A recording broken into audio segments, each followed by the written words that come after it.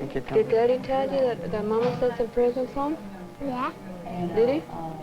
You're gonna get to down Grandma's house. The majority of women in prisons and jails are mothers. Usually children may visit if they don't live too far away, but the visiting hours are awkward and they're short. Maybe she would be better off if she stayed with you, Lon. No. No. My sister will take a little bit of 20 minutes in Los Angeles, then it's time to be taken away.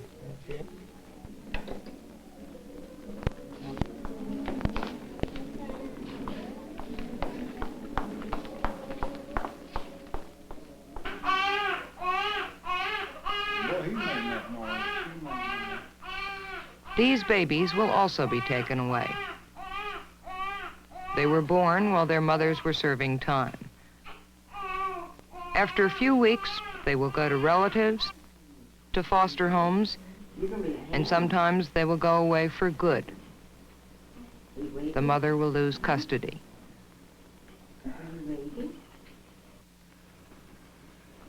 The women are being punished, but so are the children.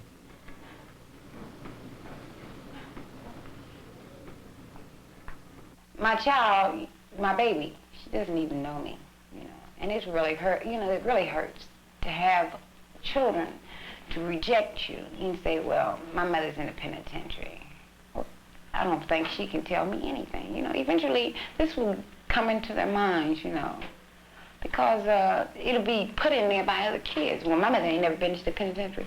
Okay, so my mother's been to the penitentiary, you know. Then she's gonna come home and say, hey, you've been in the penitentiary, you know. Different little things might upset her, you know, all through her childhood, and this is not good because you can cause a child to really lose what's up here.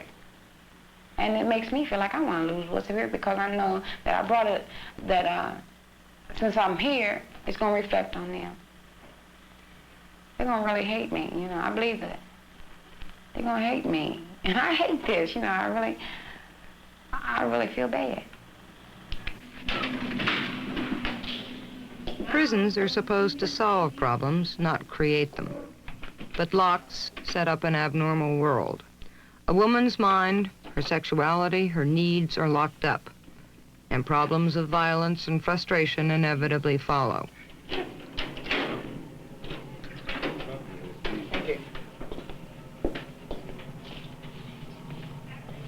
This is solitary, the jail within a jail. A woman we spoke with would spend 30 days there. For what? Threatening an officer. What does it all do to your mind, sitting here looking at the walls for... Well, sometimes I feel like it's going to drive me slightly crazy, but I'm not going to let it, I hope. You know, I try to kind of keep myself together, but it's very rough being here like this most of the time with no one to talk to. You know, nothing to look at but four walls and a book, and I've read so many books, I'm running out of books because they never change them.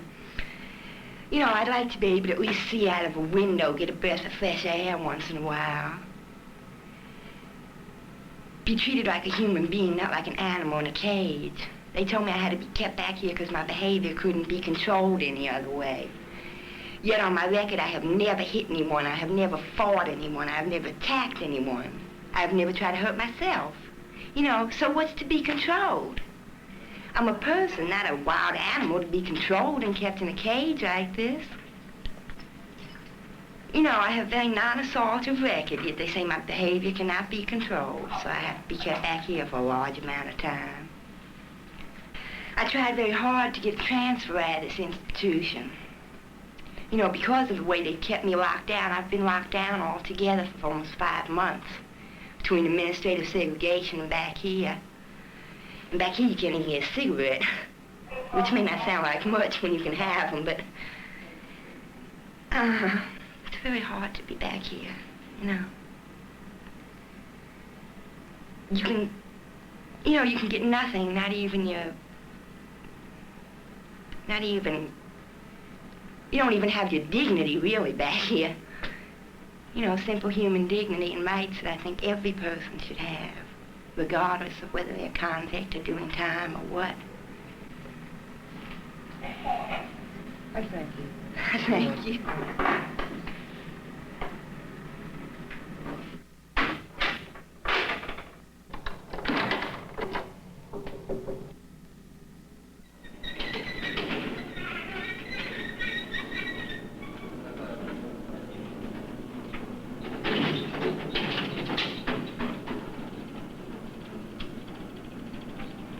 I'm known to go to 42 because I'm known as a homosexual. We are human beings and we are doing our own thing in life. You know, they haven't accepted the fact that yet. That everybody's doing their own thing. And women are women. And there aren't any men in here. Women without men. That's hard to take day after day, just as it's hard to be without mothers and fathers and children. So women begin pretending. In prisons, women set up make-believe families, with brothers, sisters, even down to aunts and uncles. The families provide friendship, warmth, sometimes sex, but mainly just someone to lean on. Well, the women here have families. They are consisting of brothers, sisters, maybe husbands, you know, mother. Someone you can really talk to, because you can't really talk to the officials here. The families also consist of children. You know, you might have a child that you really like, that you want to help if you can, without being caught. And if you have a problem, you can go to your mom and say, Mom, I got to talk to you. Or you can go to your girlfriend and say, hey, I want to talk to you for a minute. You know, it's important. But the families here have sex because we don't have anything else, you know, really to occupy our mind. But most of them, as soon as they, you know, get ready to get cut loose, they're going back to the men out there on the street. But in here, it's something to pass the time, and to keep out of trouble, you talk to somebody and have somebody that you can really lean on. Oh, I think you'll probably find all kinds of people here. And some of them may well suggest activities of this kind. It'll be a try-on from a good many people. If it's a kind of activity that that you don't want any part of, just say so. The homosexuality here is maybe 80 to 85%. Half the girls are girls and half the girls are boys, you know. The stronger ones take the weaker ones, and they become as one together here on the reservation. If someone takes a liking to someone and they don't want to go along with their whatever, if something like this happens, that's what happened to me. I was trying to explain to the girl for 10 days before this happened that I didn't want to go along with her sexual advances and that I only wanted to be friends with her. And when she felt as though there was nothing more to be said in the conversation and she couldn't entice me any longer, she let me have it a few times. How often does that kind of thing happen? Well, it happens more frequently than we'd like to admit, but I would say actual attacks maybe on the average of 2 or 3 a month. Anytime you're into a situation where emotions or feelings are involved, we're in an environment where those feelings are going to be intensified. Any feeling is intensified here. And when people experience rejection, they respond many different ways. One response is hostility, and they strike out at that which has rejected them. Not as free here to see remove themselves from the situation. You know, it's an intensified, it's a closed system. I told Dr. Reams that I didn't go to the rec except maybe once in a while. And he said, why don't you go? Why don't you go? I said, because there's just too much going on there. He said, well, obviously you must have a psychological problem that you don't want to mix with people. It's not that I don't want to mix with people, but there's no such thing as a friend in prison. What kinds of dangers are you now, you know, being exposed to, do you think? Or could you be exposed to if you walked around the campus? Well, a lot of the girls are armed on the reservation here. They, as you know, we can buy razors on commissary. They put them inside of toothbrushes so they have something with a handle on them. They steal scissors and surgical shears from the hospitals, and they carry these things around with them also. They take butter knives from the dining room and file them down and work on them until they have an actual shiv or blade to carry around, which is a very dangerous weapon. Have you been armed? No, never. Are you going to be? I've been thinking about it. These women, are they alone? Are they in groups? What kinds of dangers do they pose? Well, now the girl that did this to me is from a big town in Texas. Now she has a lot of homies here. A homie is someone who comes from who is from your state and from your hometown. These girls usually stick together. And in fact, they always stick together. In fact, we had an incident here a while back where New Orleans was against Dallas, Texas, you know, and they beat up upon girls that had absolutely nothing to do with even the crowd, just because they were from this particular state. And from what I understand from the talk of the reservation and a roommate back in my cottage who's come to speak to me through the window here, she said there is a lot, some talk going on the reservation that Fort Worth is a little bit aggravated at me, and they feel as though if I go back on the reservation, they want to put me back in the hospital. Well, I think that the environment is difficult to adjust to because it's abnormal. Number one, a person's freedom is inhibited. And in my thinking and my theory of personality, freedom is a primal thrust. And I think when you inhibit it, you're going to create problems just to begin with.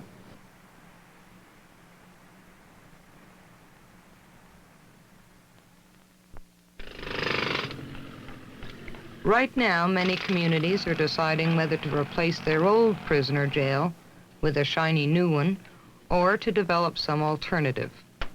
The National Advisory Commission on Criminal Justice Standards and Goals objects to bricks and mortar. Instead of locking ourselves into a system for the next 50 years that has failed us so in the past, the Commission calls for a 10-year moratorium on construction. New construction, however, still has its proponents. I maintain that a 10-year moratorium on the construction of prisons will do nothing more than make antiquated prisons, which are one of the great problems right now, more antiquated than ever. So that I think that they should immediately begin construction on new prisons and not try to utilize those antiquated facilities that are causing so much of the trouble. Well, when we're out giving speeches, I think we need to a certain extent to make ourselves feel somewhat valuable and successful and important. And a lot of times we talk a great deal about our programs and some of the things we're doing, and we fail to add at the end of that despite what we're doing, we're not very successful. History does show that we have been a failure in the operation of our prisons. But then again, you must remember the philosophy, the proper philosophy of prisons. Prisons are for the purpose of isolating the criminal and the antisocial person from society, to protect society from them. I haven't heard of many people committing burglaries while they're in prison. I haven't heard of many people committing robberies while they're in prison. Of course, there is some smuggling of narcotics in institutions, and of course, a murder or so occurs while someone is in prison against another inmate or maybe one of the guards, but they aren't out killing the innocent people as they are when they're loose or free or on probation or on parole. I think a lot of people are afraid of prisoners because they think only of the violent aspect of what they've done, because that's what gets publicity. Somebody forging a check or evading income tax does not make the front page, but somebody who commits a murder, that makes the front page and people know about it. But most people who I have known in prison are not violent, and I would not be concerned about living next door to them as a neighbor myself. Wouldn't it be wonderful if we had no institutions, no jails, if we didn't have to have them? But what would we have in the place of them under the present conditions? There's no substitute for it. What substitute do you have? Give me one. No place else to sit. No place in the whole house to sit but here, is there? No place else. Mommy's lap, though. It's a good thing you're not big. In Des Moines, Iowa, there is an alternative. We spent the day with this woman, we shall call her Mary, who recently was convicted of manslaughter for killing her husband. Many women are in prison for this kind of crime. He came home extremely drunk one night and in bad temper, and came in the room where I was sleeping with a gun in his hand, and it just seemed like within a few seconds it was all over, and it was him that was wounded, and I called the authorities, and they called the ambulance and everything, but it was too late. Mary spent less than 12 hours in jail. She did not lose custody of her children. Des Moines has an alternative to locking women up, a program that will soon go statewide. Under the program, a woman may live in a halfway house under close supervision, or, like Mary, she may immediately return to the job of raising her children. It works because women are permitted to be at home in their home communities where they've had their problems, which got them into trouble in the first place. They can continue to work, they can go to school if that's what they need, they can remain with their children or with their husbands. The most important thing is that they're not exposed to the brutalizing and dehumanizing aspects of life in jail and life in prisons. No reason why they should be confined. Society doesn't need it for their protection, and the only thing it does is degrades the women. We've demonstrated it here, we've shown it here, with all kinds and any kinds of offenses. It does work. Document. According to the Department of Court Services for the 5th Judicial District of Iowa, if Mary had gone to prison for 3 years, it would have cost the taxpayer $24,000. Under the new program, however, 3 years of community supervision will cost $2,000. With Mary continuing to work, she'll pay taxes of about $3,000. By not sending Mary to prison, the taxpayers will save $25,000. Now this yours up. I would definitely say it worked in my case, in favor of society, in favor of my children, in favor of myself, in favor of everybody. I can't think of anybody that would have gained anything at all by my being incarcerated.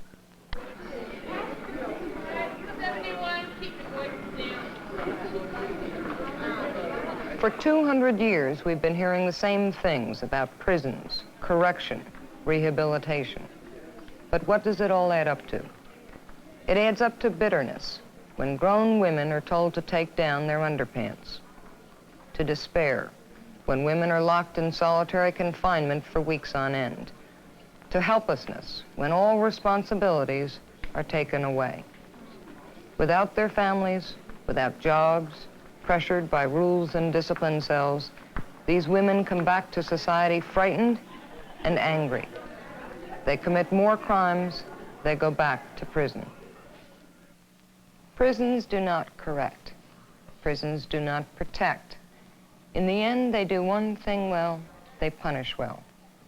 But that punishment has a large price tag: the destruction of the women themselves, the creation of crime, and the dollar cost of up to $16,000 per year per woman. Even if you believe in punishment, it's simply not worth it.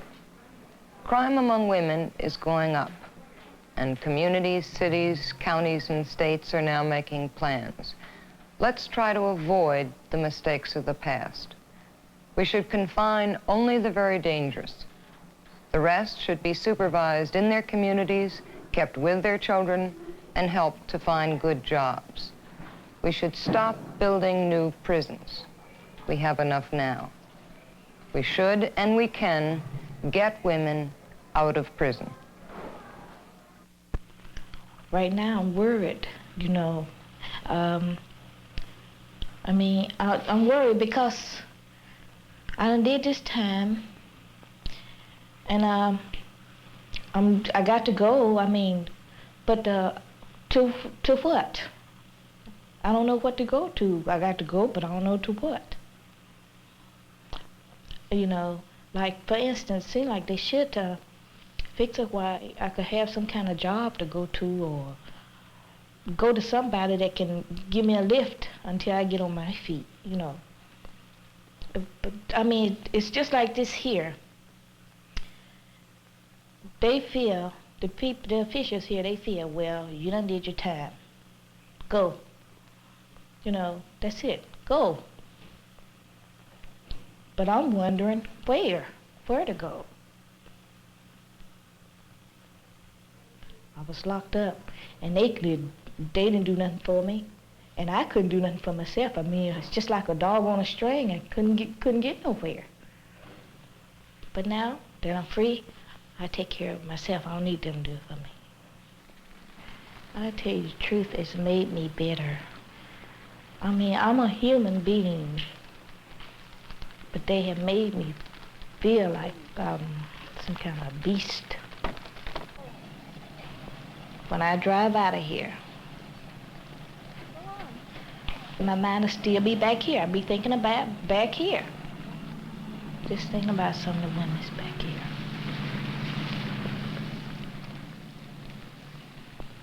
If there was one thing I wanted to tell them, good luck. That's all I could tell them.